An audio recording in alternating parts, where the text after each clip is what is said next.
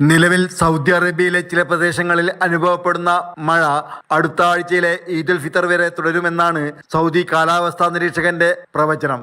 റമദാൻ മാസം മാർച്ച് 29 വരെ തുടരുമെന്നും അന്ന് വൈകിട്ട് ശവ്വാൽ മാസപ്പിറവി കാണുവാനുള്ള സാധ്യതയുണ്ടെന്നുമാണ് പ്രതീക്ഷിക്കുന്നത്. റമദാൻ തുടക്കത്തിൽ ആരംഭിച്ച ഇപ്പോഴത്തെ കാലാവസ്ഥ ഈദ് വരെ തുടരുമെന്ന് സൗദി നാഷണൽ സെന്റർ ഫോർ മെറ്റീരിയോളജിയിലെ കാലാവസ്ഥാ നിരീക്ഷകൻ അഖീൽ അൽ അഖീലാണ് അറിയിച്ചത്.